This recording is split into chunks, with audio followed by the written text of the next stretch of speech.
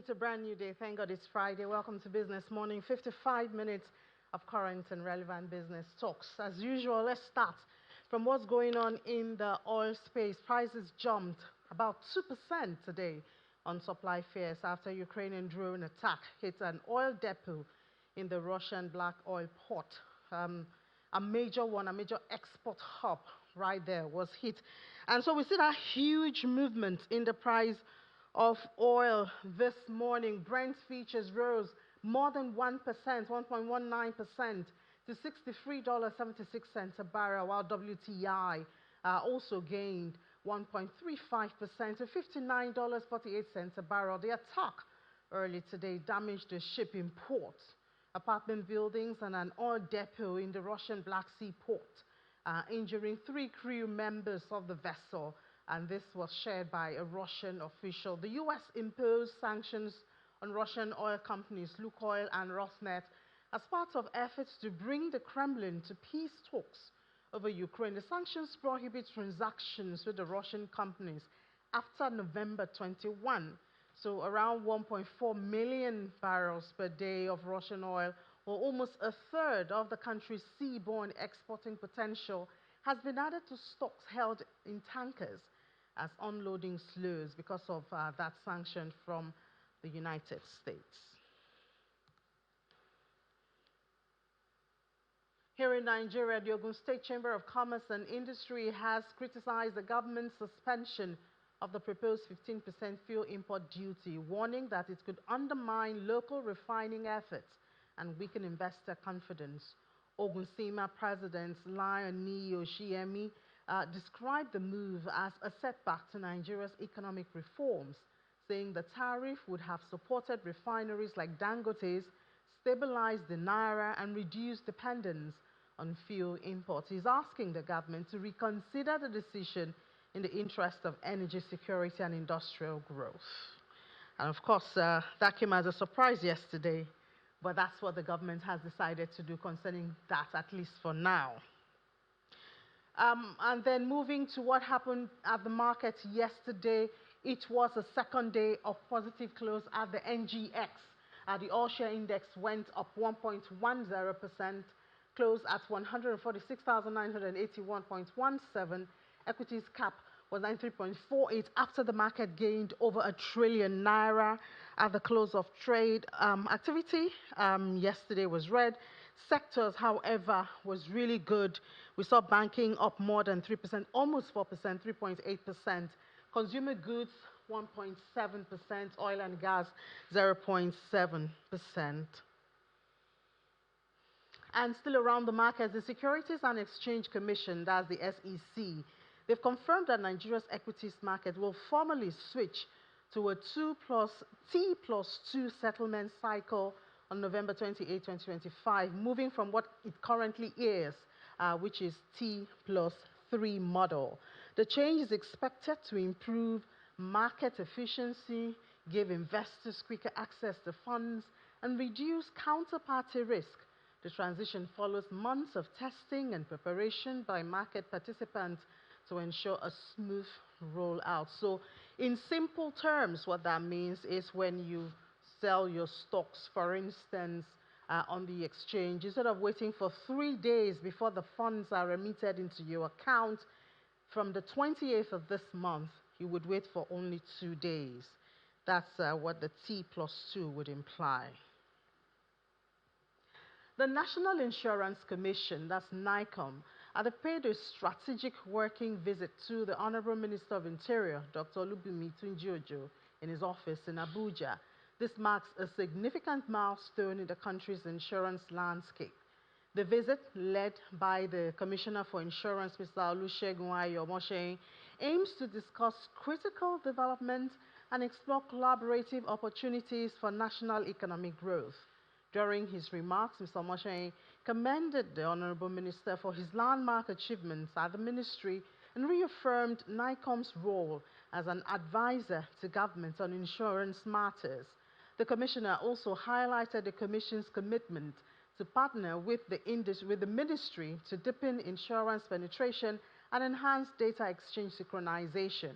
In response, the Honorable Minister thanked the CFI for the visit and commends NICOM's efforts in restoring public trust and confidence in the insurance sector. The minister has also asked the sector to improve on quality of service to Nigerians and create innovative solutions to modern lifestyles. The Honorable Minister acknowledged the insurance sector's pivotal role in economic development, emphasizing that the sector cannot grow an economy without growing itself.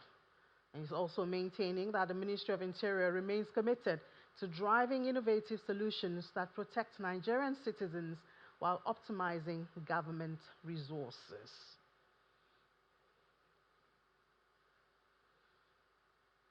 The Federal Competition and Consumer Protection Commission, that's the FCCPC, they've set January 5, 2025 as the deadline for full compliance with Nigeria's new digital lending regulations. I beg your pardon, January 5, 2026.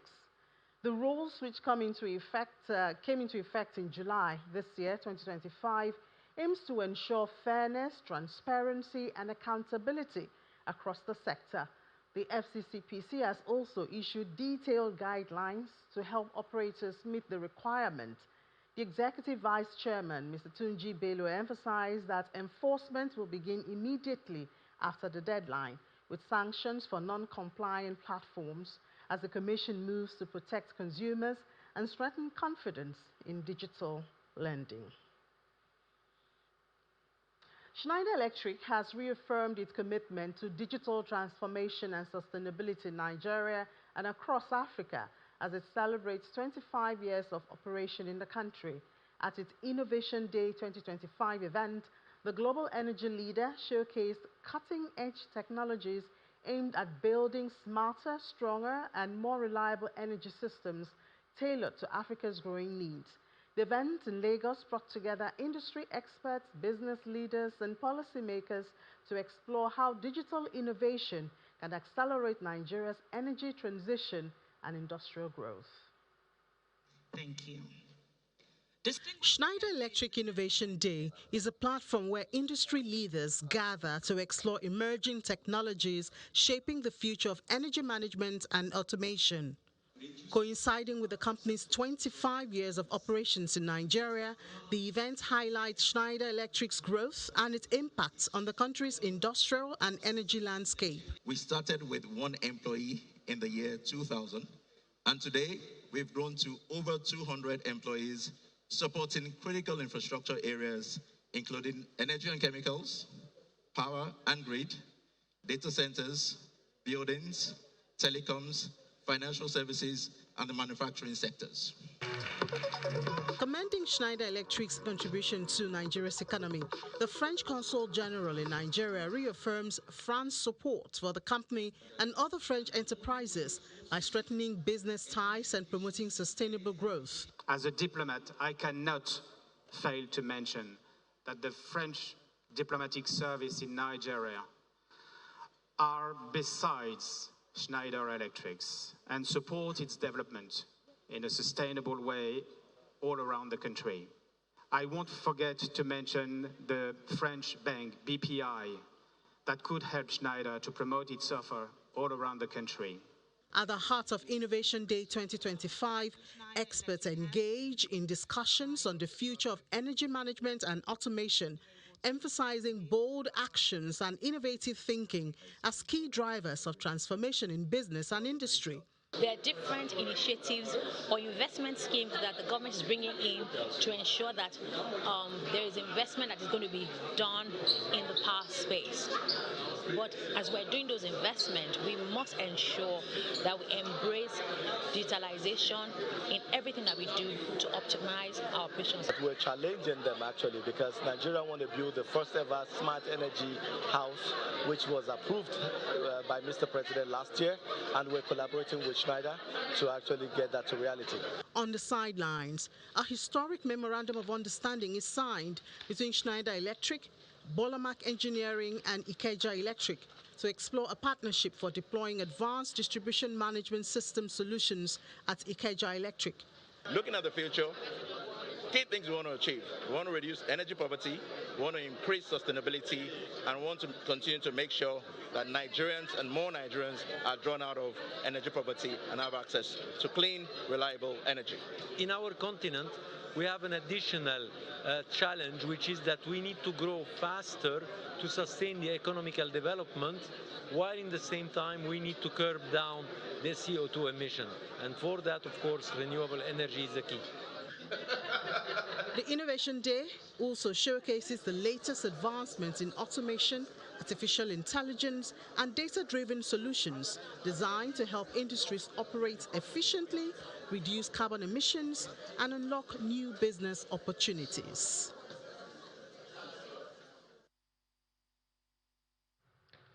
Well, talking about opportunities, I guess we should look at opportunities in the Niger Delta, and we're doing that through a book that has been titled The Hidden Treasures.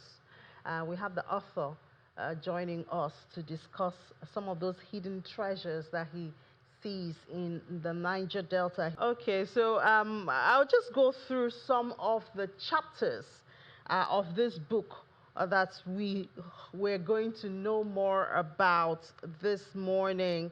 I believe it's a book of about 202 pages, and it has chapters that's supposed to expose the hidden treasures in the Niger Delta. First, there's an overview of the Niger Delta region, the Niger Delta people, historical development of oil in Nigeria, oil and gas resources in the region, security in the Niger Delta, investment opportunities in the oil and gas sector, indigenous players in the oil and gas sector, emerging potential, analysis of the Nigerian oil and gas sector, opportunities in the marginal fields, agricultural potential in the Niger Delta.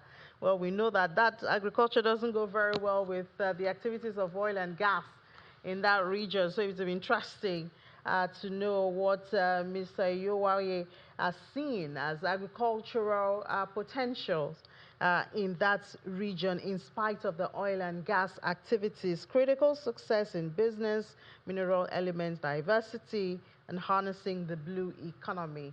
I wonder if Mr. Yowaye can hear me now.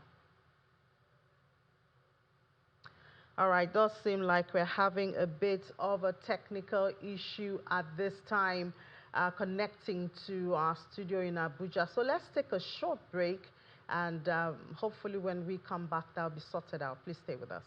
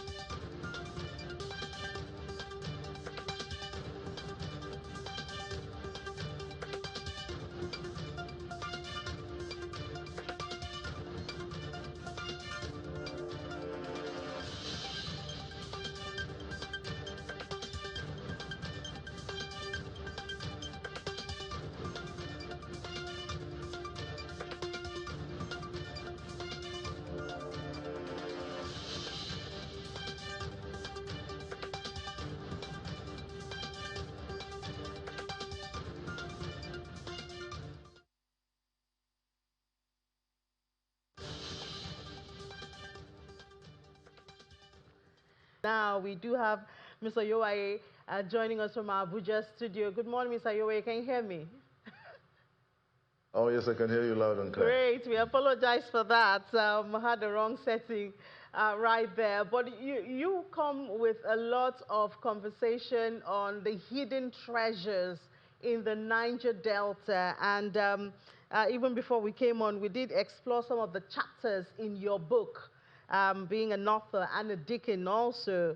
But of course, you want to share with us today the treasures in the Niger Delta. Maybe you should give us, we've seen some of your chapters. You have 14 chapters, 220 pages of the book. And I am curious because one of your chapters is talking about the agriculture potential opportunities in the Niger Delta. And we know that agriculture and oil and gas do not exactly go hand in hand. But maybe you should give us an overview first, and then we can delve into some of those details. Well, I thank you, for having me, and I count it a great privilege, to be able to present the hidden treasures in the Niger Delta. The treasures as they are, they're not really hidden. They're hidden in the sense that, there's not been an intentional arrangement, to look at, at these treasures. Every time, you talk about the Niger Delta, the narrative has always been that of militancy and crisis, and all of that. But I tend to think differently, As far as I'm concerned, I think the Niger Delta, as it is today, with the exigencies of managing the area, which is from the states of Ondo to that of Abia, 9 states in all of them, as diverse as they are, they speak probably about 40 ethnic groups speaking over 250 languages. The treasures that you have there is mind-boggling. And it's a burden in my heart that, in spite of these treasures, people don't tend to see it. More often than not, it's all about, hydrocarbon, Which, okay, that's a treasure that has been gifted to us and, by that extension, gifted to this great country and this part of the world. But beyond that, you have other treasures. You have uranium. You have gold. You have feldspar, you have manganese, you have limestone, you have lignite, you have dolomite. The list is endless. And you wonder that, should they be responsibly exploited? We will not be talking about the kind of, GDPs and, IGRs that we talk about. Those have been left on the sidelines. And this is why, I have this as a burden to present it before the world. I've taken time by reason of my engagement as I speak on this particular subject around the world. And, I've been asked, we enjoy every time you speak about it. Can you reduce it into a book? And they said anything written down, is written for prosperity, for posterity. And I've taken this to do that. And I think I have a wonderful book here that will ignite the enthusiasm in the area so that people can now look at these treasures as they are. So you have it shared into 14 chapters.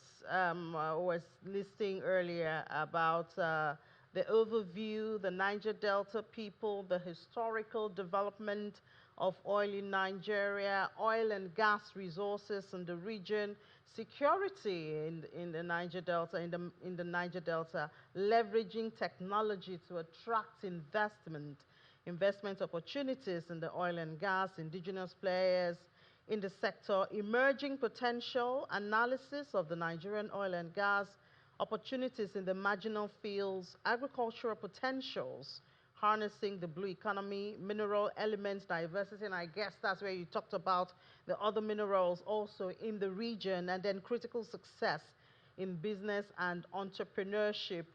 Now, a lot of interesting chapters here we see, especially the security part, which we know has been a major challenge, which we know has not been solved totally yet, because when you talk about vandalism, kidnapping, oil theft, we still hear a whole lot of it. But you were bringing the aspect of leveraging technology to attract investment. I wonder if you were looking at domestic investors or foreign investors. Where do you balance that? Well, thank you. That's a very good question. The truth of the matter is, you have the people, as it were, which, you look at the people and what they represent. We took time, for the chapters that we have just read, to look at the icons of that particular area, looking at all the stratas, of human development.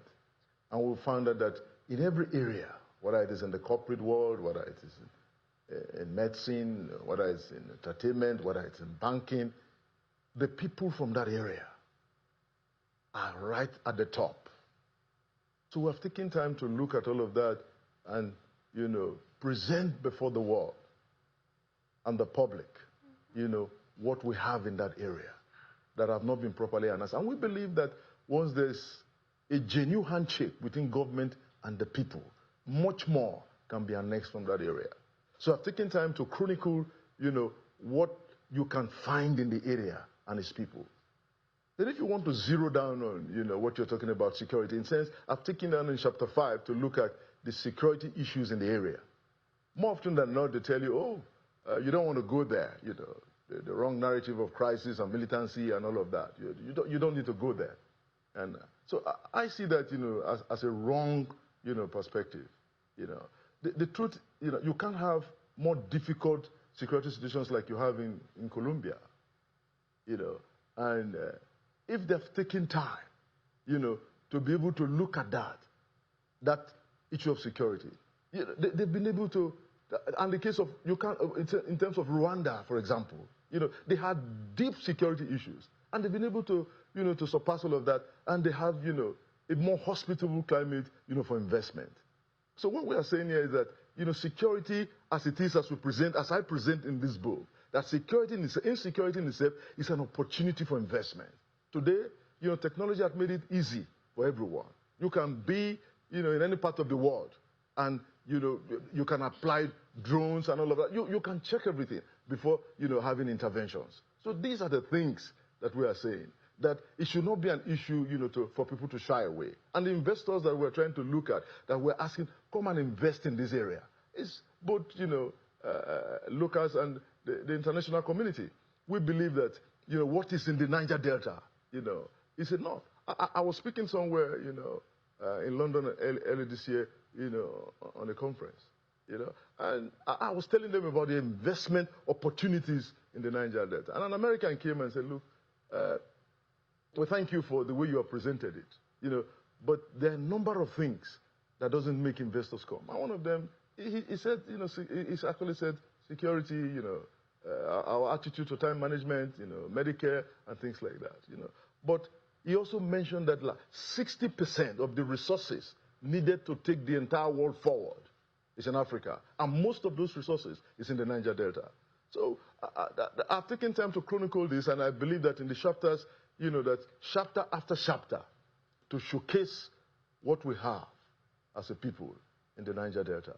And then another chapter, I believe that's chapter 7, you looked at indigenous players in the oil and gas sector. Well, I guess anybody who hears indigenous players, the first name that comes up is Dangote, but I know it's beyond that. Oh, well, I have a copy of the book here for those of us who will be coming for the public presentation here in Abuja on the 21st in Ladi Kwali Hall, in the former Sheraton, now Abuja Continental. We're going to be taking time to look at this subject. When you look at those who have invested, Dangote is one of many, quite a number of them who have, they can't regret it, they've done that. And the return on investment is obvious. You can see it. You have, a retinue of individuals who have invested in that area, and they thank God for it. So that's why we're taking that look. If that has happened to this, there's still much more, what. But beyond anything, hydrocarbon is good. That's what we are known for. But what I'm saying here now, that beyond hydrocarbon, there's so much more resources that have to be looked at that could possibly, in totality, make hydrocarbon a child's play. These are the things that investors are not looking at, and that's what we want people to look at. And then in chapter 11, you brought up agriculture, which is a sensitive matter because, we've heard so many stories and realities right there in our faces of almost the death of agriculture in the Niger Delta region because of the oil and gas activities, fishing, farmlands, and all those consequences of it. So I wonder why you included agriculture in this. Well, I must tell you, you can take this to the bank. When you talk about, agriculture, more often than not, they want to say, okay, because of the degradation, the oil spillage and all of that. Niger Delta is broken into, you have, as much as you have the riverine area, you also have, the uplands, where you have a lot of agriculture. And you must remember that the mainstay of the economy before 1956, it wasn't oil and gas, it wasn't hydrocarbon, it was fishing and farming. Those, were the mainstay of the economy of the region. And that's by which we excelled, by into agriculture. And I must tell you, sir, and Ma, that, look, the land in the Niger Delta is as fertile as anything. As fertile as anything. I was speaking somewhere, my little boy came and brought a homework. And he said, we're asked to, put bean seedling in sand and see how it grows. We did that in the morning. By the next morning, there was blade. That's to tell you how fertile our land is. The land is so fertile and it's not been exploited. And when you talk about agriculture, it's not zero down, to agriculture in terms of planting, cash crops, or as it were. Agro-business is wide. And that is the business. Before hydrocarbon, they were mega businesses. And it was predominantly on agriculture. They were mega business. And after hydrocarbon is on its way out, and there's still going to be mega businesses. And I believe it's going to be in agriculture. Agriculture is so wide. If you're talking about animal husbandry, it's so wide. You're talking about fishery and all of that. The ocean economy in the region has not been exploited at all. And these are the things we want to bring to the front burner, so that investors can look at it and see what it is. So that what we have in the Niger Delta can take us, probably for 1,000 years. And the final chapter there, chapter 14, you talked about critical success in business and entrepreneurship. I guess one way of attracting more success is to flaunt the success you already have in the country and from that region. Yeah, well, I'll tell you the success in that region. I've been a player in the industry. I started business in the area with zero capital, in the area, starting business in Warri. I'm a Warri boy, as it were, starting business there. And being involved in that space, I've been able to grow a business, in the business space, from ground zero, from nothing. And as it is today, I am now a market leader in the entire continent of Africa, in that particular space. So what we are saying, these things are possible. And I represent, what it is, to invest in an area. And I'm really calling on Nigerians, particularly those of them in diaspora and the international community, to look at what is possible in the area. All right, and to wrap all of this up, what's the next plan? You talked about a launch and all of that. What are you doing? How are you getting the book across to people? How can people reach you? How can people get the book? First of all, I really want to invite the public to, we are doing a public presentation. We are unveiling this book that is being driven by the Dick Chrissy OI Foundation. The first is going to be on the 21st of this month, which is exactly a week from today, at the Ladi Kwali Hall here in Abuja. And then on the 25th, in the Monarchy Epic Arena in Warri. We're inviting the public to come and be a part of this presentation. I'm sure it's going to spark off, a new dimension of what it is, to invest in an area. Okay, so I mean, you're going to have an event there, and I believe you have a lot of stakeholders. Are you planning to push some of the conversations you're starting in your book, to make it reality? Oh, yes, yes. We have, quite a number of individuals. We have reached out, to the corporate world. We have reached out to government. We have reached out, to people represented in that area. And we also have, the person of Professor Mike Ezekima, who is the keynote speaker, to come and do a book review and to do a presentation on the book to the public so that we can look at it chapter after chapter and to see, how it does benefit Nigeria and even beyond. All right, we certainly wish you the very best, both at the ceremony and in pushing the book, and of course making impact with the hidden treasures and exposition of the rich resources and opportunities of the Niger Delta, as you have tagged it. The Chief Executive Officer of Wellman Group and founder of the Chris UIA Foundation, and also the author of the book, The Hidden Treasures. Wish you the best. Thank you so much for having me. I'm grateful. Thank you. All right, now let's switch a bit and talking about the festive season, which is coming on, counting down at this time. What are you planning to do? We know that the Minister of Tourism and Creative Economy, I don't know if she's back. She's been in Riyadh most of this week talking about tourism. And you know that the federal government already has the Dirty December Committee, which we talked about yesterday with Mr. Rouhani. But let's take a short break. When we come back, we'll delve into that conversation. Please stay with us. You're welcome back. So let's talk tourism now, the festive season, and maybe a bit of pleasure. And we're doing that with Agbola Salami, the Senior Vice President, Product Strategy and Marketing at Wakana. Agbola, good morning and welcome to the program. Good morning. How are you today? I'm fine. Well, your season is coming. Yes. But by now you should be feeling the vibes. If you want to compare demand between last year and this year, any difference, positive, negative? I think it's positive. We're seeing the demand already. So it's better this year? It is better. Oh, nice. There's a lot of anticipation. Hotels are also getting really filled up. So it's quite difficult to get hotel space in Lagos right now. So in Lagos? What about outside Lagos? Particularly, the focus is on Lagos for now, because that's where we see that the demand is coming from. But I know that it would expand to Abuja and other parts of the country. But presently, Lagos is very difficult to get hotel space. So you guys are really feeling the vibes of Dirty December? Oh, yes, definitely. Oh, yes. Nice. I'm so glad you're very positive about that. Some people try to hide, when they are making some gains. But generally, when you look at the Nigerian tourism sector, are we intentional about it? I know we have a very vocal minister at this time, but are we very intentional about working? I know the federal government, they now have a Dirty December, but I mean, somebody said this is a bit too late for that, at least for 2025, but I guess it's better than not at all. I think it's fine when we start to take steps, right? Better late than ever. Right, but I think that the tourism sector in Nigeria needs a serious shift, right? And I was thinking about it before.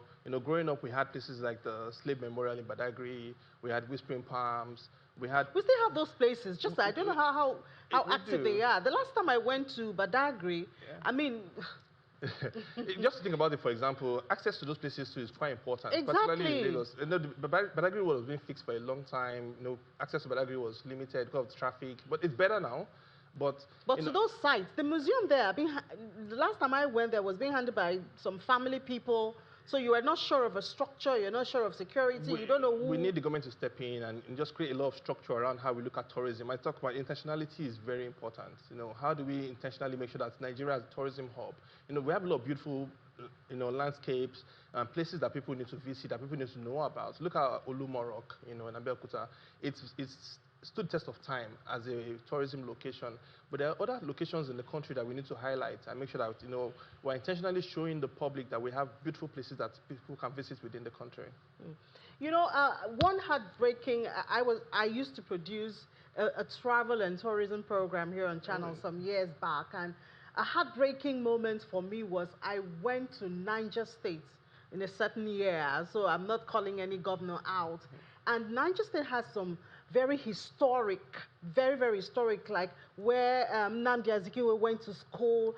And I thought I would have a lot of sites. When I went there, they were in the bush. In fact, you'll be scared of snakes to go in there. So I went to the commissioner and tried to challenge the commissioner. And the commissioner told me, look, we're not developing it, and there's nothing you can do about it.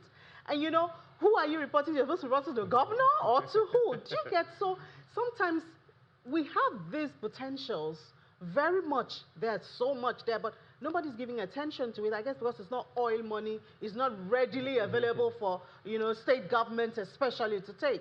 I think we need to take a step back when we talk about tourism and look at the commercial side of it, right? Tourism is growing in Nigeria, just not in the way that we're thinking about it. Think about the nightlife economy that we have in Nigeria. Do we have nightlife with insecurity? We do. And kudos to Lagos State government with Dirty December.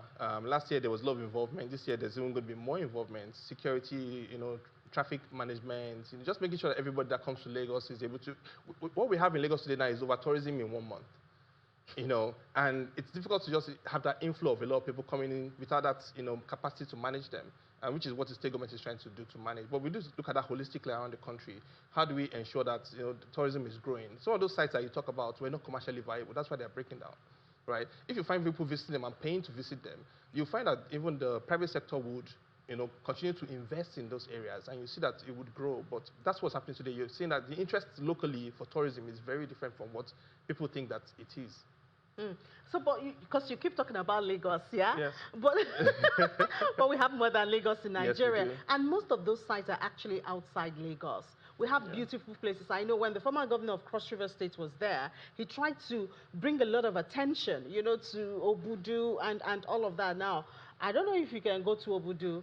Maybe the road has been fixed. I haven't been there in a couple of years. I was going to talk about that as well. Because the last time I went there, by the time you get to Obudu, your whole body is aching you. Yeah. You cannot have any fun. If you think back when we used to fly to different parts of the country for under 100,000 naira, and today, a one-way ticket to Abuja is 300,000. You're so, not 500,000 naira to go and come back. You can imagine. So, you know, moving people around within the country is also very difficult now. Road transportation is also a challenge because of insecurity. And this is why you see people who have interest to visit certain areas, parts of the country, to go see how beautiful it is actually restricted because of the fact that they can't move easily. We have to consider all those factors and see how, you know, even the tourism economy within the country, when the government is trying to address, they're looking at it from the point of, okay, how do we create accessibility to these sites? It's a key factor that we need to consider. Yeah. So do we hear the minister talking about these things? I guess, you know, when you talk about, you know, the government trying to attack a problem. Because everything is, I mean, I know the sites are in the states and all of that, but, I mean, everything should be coordinated from the federal. They would. I'm not trying to defend the government or speak for them, but I always assume that the first step for every government will always be from the policy standpoint. You know, creating the policies that guide everyone to say, okay, this is how we think the framework should look like. I think that's where the government is right now. Even though we say some of the decisions like the Dirty December committee is coming late, but the policies and frameworks that are set for this year would help next year. And that's the way I think about it. But you see intentionality, yeah? Yes, 100%. We have to be intentional. We have to be intentional. Okay, all right. Thank you so much. Bola Salami, Senior Vice President, Product Strategy and Marketing, and Wakana. I appreciate you on the program. Pleasure. All right. Okay, so without health, we cannot do tourism or have fun and anything like that. So recently we've been hearing the Minister of Health really busy. And the most important part seems to be the primary health care center, yeah? But we have the director, the executive director of coordinating the primary health care in Nigeria. But that'll be in a bit. First of all, the Gombe state governor has presented a budget for 2026 is estimated at 535.7 billion naira. It's presented it to the House of Assembly, and we have this report so that we have an idea of what that budget would look like. Most welcome. Governor Inuwa Yahaya of Gombe State makes his way into the State House Assembly for the yearly ritual as he presents the 2026 appropriation bill to the state lawmakers. Thank you so much. Government officials are joined by traditional leaders and civil society organizations for the presentation.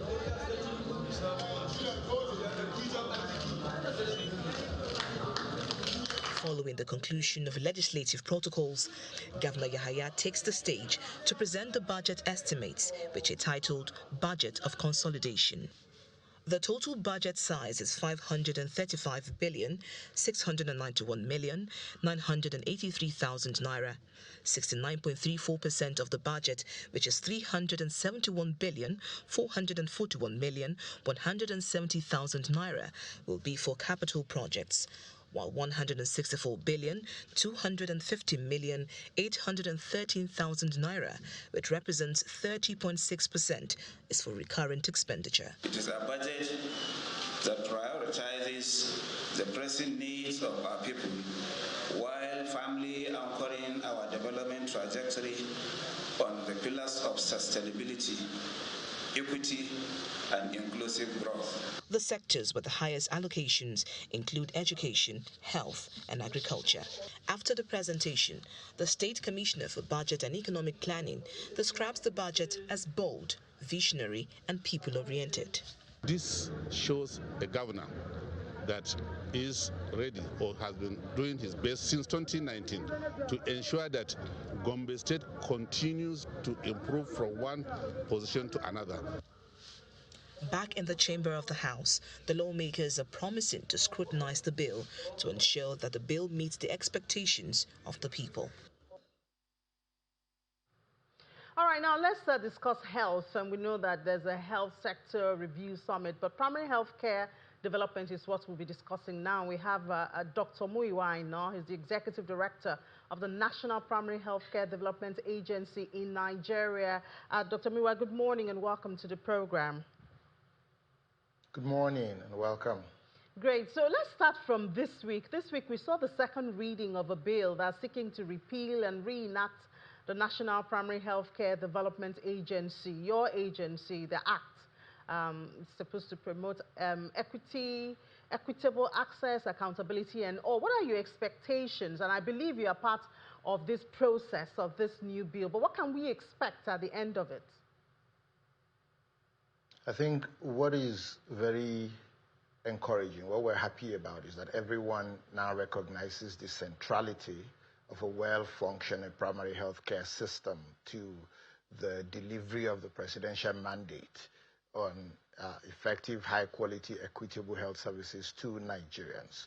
So we were very heartened, when we learned about efforts by the National Assembly to actually intervene in using a legislative tool to try to improve the way we function as an organization, but also the way we manage the system.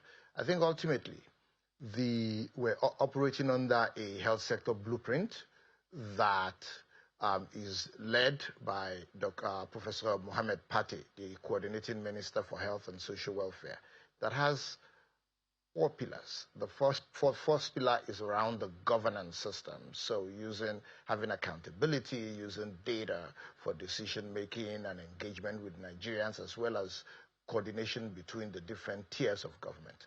The second pillar really focuses on service delivery, the provision of high-quality services to Nigerians at all levels. The third pillar is on the value chain of the health, to making the business of that and making that more sustainable, while the fourth pillar is on health security. So what we expect of any transformations to our law is such that it enables the National Primary Healthcare Development Agency to more deliver effectively along each of these dimensions, especially the second pillar, which is really around service delivery, because our role is to coordinate primary healthcare services. But at the same time, we want to have a strong, accountable organization that Nigerians can and do engage with frequently. We also want to contribute our quota to health security because, the NPHCDA, in partnership with the 36 states and the FCT, oversee over 30,000 primary health centers across the country.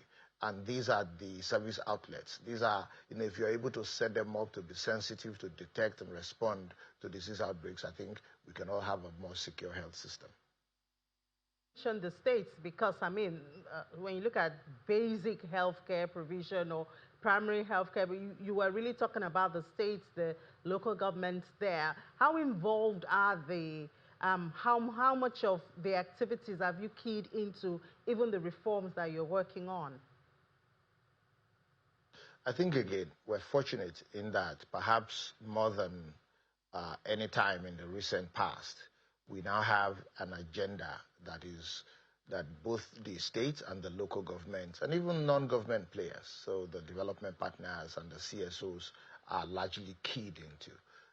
You may be aware that the health sector under the minister is operating a sector-wide approach as a mechanism to implement President Tinubu's compact with the state governors and the development partners. In fact, in this week's joint annual review, an addendum was signed to that original compact that brings in the local governments and the traditional leaders as well as CSOs, so that everybody is aligned against a set of goals and a set of approaches that were undertaken to be able to improve health outcomes for Nigeria and the sustainability of our health system. So through this MOU and a number of cascade efforts, and the federal government, all the institutions, the FMOH, Federal Ministry of Health, the Primary Healthcare Development Agency, the NHIA, the NCDC, all of us now have better ways of engaging with the states through frequent interactions, getting input from them, but also providing input and exchanging ideas. Again, you may be aware that the service delivery ultimately is the responsibility of the state and local governments. And so the role of the federal government is to guide, to provide policy, to govern, but also standards and regulation. And, we are now working very closely as part of the SWOP with the states and the local governments, but also very importantly, not just those as well, the development partners as well and CSOs. And I guess health financing is another area that would, be focused on in this reform.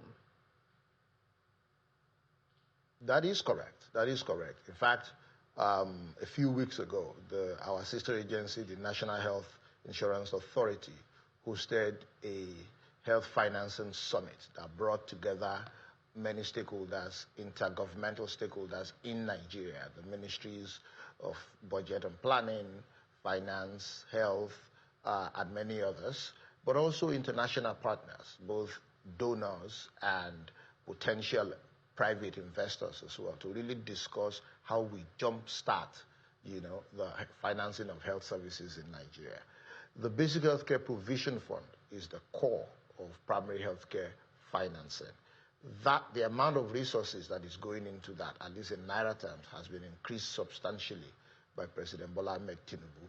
And what that is allowing us to do is to increase the number of health facilities that receive money directly every quarter for operations, but also increase the amount of money that is going to the health facilities so that they are better positioned to be able to provide, to serve Nigerians that come into them. But beyond that, there's also investments at the secondary level, at the tertiary level. At the federal government level alone, the budget for health, has more than doubled over the last couple of years. But that's far from what we still need. That's not enough, if you think about the requirements for the health workforce, for the infrastructure, for the commodities, and basically to diagnostics, equipment, technologies that we need.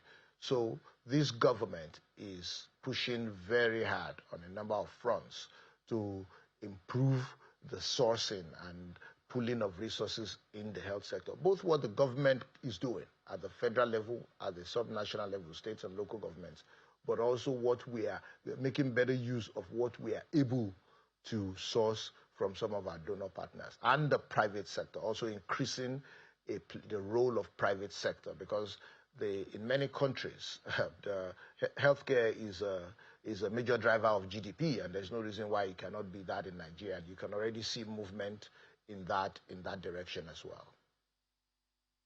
To hear and see the participation of more private sector in Nigeria's health sector, and of course, when there are incentives, funds will head there.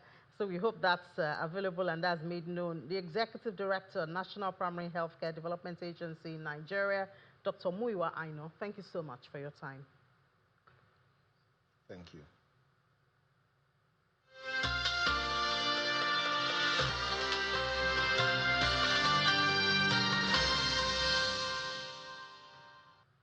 It's time to go global now. European financial stability officials are debating whether to create an alternate to Federal Reserve funding backstops by pulling dollars held by non-U.S. central banks in a bid to reduce their reliance on the U.S. under the Trump administration. This is a reaction to policies under U.S. President Donald Trump that have upended long-standing ties, put the Fed's independence in doubt, and underline the dominant role the U.S. plays in global finance. And Alphabet's Google has offered to make it easier for publishers and advertisers to use its online advertising technology, defying EU antitrust regulators that calls for it to sell part of the business to address conflicts of interest. And regulators on both sides of the Atlantic are targeting Google's ownership of tools used by advertisers and publishers, along with its ad exchange ADX, which sits in the middle of all of that. And the United States said on Thursday that to remove tariffs on some foods and other imports from Argentina, Ecuador, Guatemala, and El Salvador on the framework agreements that will give U.S. firms greater access to those markets. The agreements are expected to help lower prices for coffee, banana, and other foodstuffs. A senior Trump administrator had shared this, adding that the administration expected U.S. retailers to pass on the positive effects to American consumers. And still in the U.S., the government has hired 50,000 employees since President Donald Trump took office, with the new staff largely in national security positions, reflecting the administration's policy focus. The bulk of the new hires work at immigration and customs enforcement, and this is according to Scott Cooper, the federal government human resources director. The staff changes are part of Trump's campaign to recast the government while sharply cutting other federal jobs. And Amazon is joining Microsoft in backing legislation that aims to further limit NVIDIA's export to China. According to the Wall Street Journal, citing congregational aides and people familiar with the issue, Microsoft had publicly come out in favor of the AI company, that's NVIDIA, and other tech exporters to prioritize U.S. demand over sending products to China and other embargoed markets.